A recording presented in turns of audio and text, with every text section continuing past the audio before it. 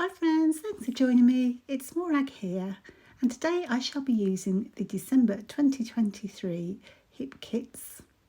And as you can see, there are so many delightful elements and products in each kit. And I shall also be using the die, which is available in the shop, to create a layout for the sketch challenge in January. So in the shop also this month are these beautiful stamps as part of the colour kit. There are a collection of quirky and wonky stars, and also in the colour kit this month is some white embossing powder. So I have it in my mind to create a mixed media background using those stamps and embossing in white. So in order for that to show up, I'm just laying down some ink first of all.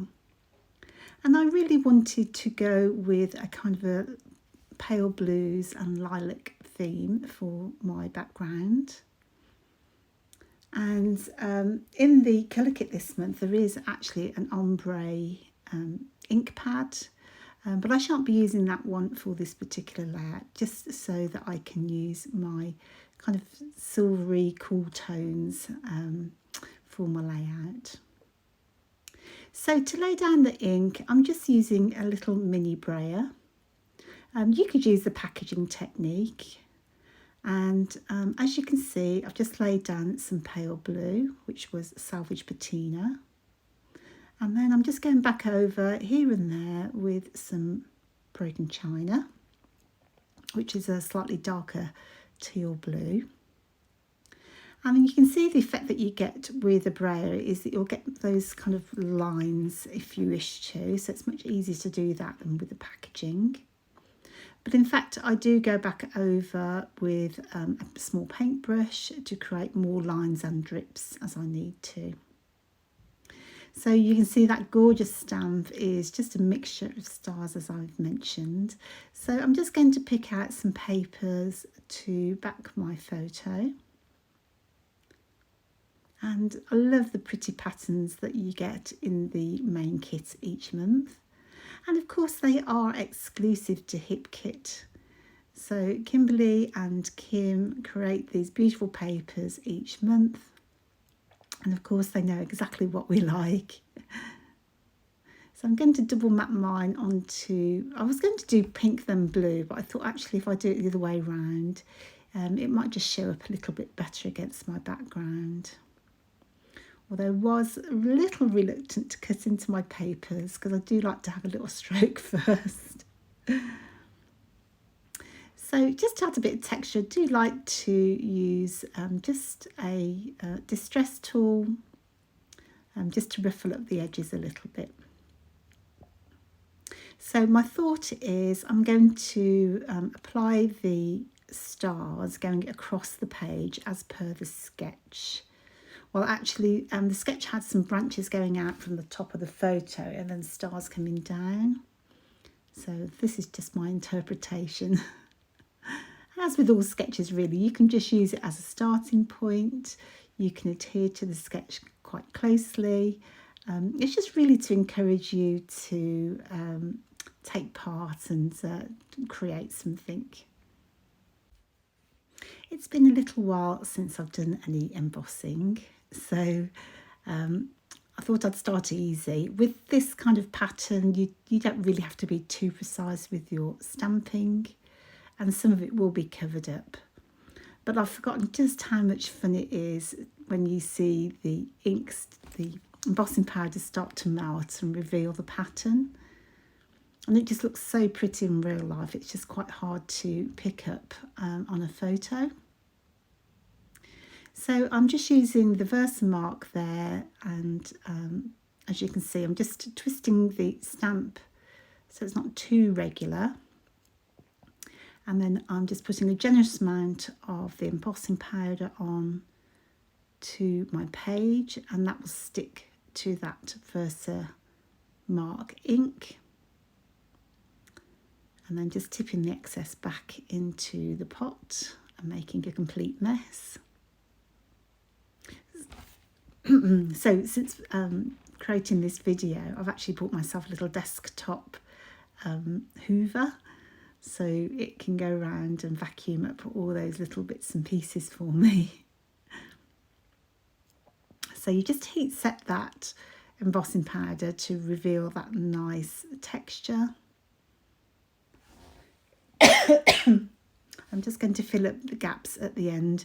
Initially, I think I was just going to keep it to the centre of the page, but in hindsight, I'm going to go right to the edges. So I'll just repeat that process to fill in those gaps.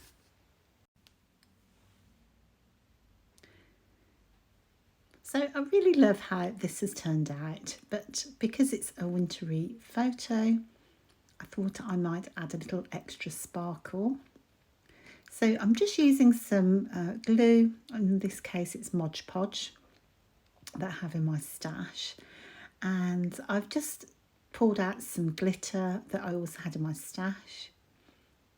If I was able to, I would have used a mixture of maybe white and silver just to add a little bit more sparkle. But as it is, I only found white, I think it is, in my stash somewhere. I have other stuff, but who knows where it is. Please tell me I'm not the only person who can't find anything. So in real life it does look really pretty, but again it's just kind of difficult to pick up on camera, unfortunately. And I did get in a bit of a mess with all the glitter and sparkle. I was kind of thinking to myself, how could I take my layout and add a little bit more detail than the sketch? And I really like this pattern paper underneath, and in particular the blues and the kind of the mauve colour that's on that paper, I thought would really enhance the elements that I'll put at the top of the page. So I've torn off that bottom edge, and then I'm just going to bring a little bit of that darker mauve colour to the top, and I've used prized ribbon, which is a perfect match for that. So again, I'm just using my distressing tool just to distress my edges. The cardstock that I use is very thick, so it is quite difficult to tear and fold. But I do like the way that you can see the paper from underneath. So the die cuts in the die in the that was available from the December kit is this beautiful snowflake tree. Has lovely, lovely detail. So I've cut those out using the cardstock from November's kit as well as the December kit, because I like the darker green colour from November. And I do love the way that things coordinate across the months, so it's a really good investment each month to get the colour kits, because cardstock is just so handy. Also, from November, we had these leaf dies. Go and grab these if you don't already have them. They are amazing and I think fantastic value for money. You'll find there are 4 or 5 individual dies inside the set, but they're just really handy. I went through on my machine with different colour cardstock, and I just created lots of them, and look how lovely they look clustered together. So apart from the holly leaf, the other leaves inside the set you'll use all year round, so I highly recommend those.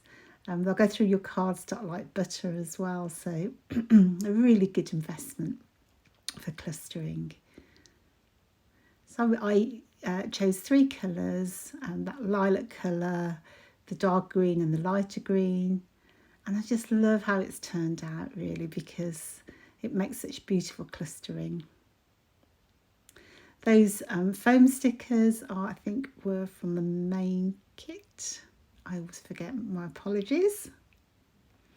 And they are a kind of a holographic silver colour, and as you can see in that picture there, that apart from my head. They change colour depending on the light. So pretty. So I'm just going to add some pieces, chipboard pieces. I think this was from the embellishment kit, and the stars. Just so many things to choose from each month, and I really love and appreciate all the different textures that we have. So I'm just going to pop on some a subtitle there, although I've changed my mind, and I'm going to call it Winter Wishes. And I love the little puffy stickers. They've got such cute colours. So really pleased with that. And then just a few more stars. So whilst I'm just finishing my embellishments, I just want to remind you that the sketch challenge is open to everybody, and all you'll need to do is pop over to the Hip Kit Club group and add your layout to the post that will be pinned in the group, and just upload it before the 31st of January for a chance to win $25 to spend in store. So I really hope that you like the layout and the way that it's all turned out. And I want to thank you so much and see you next time. Take care now. Bye.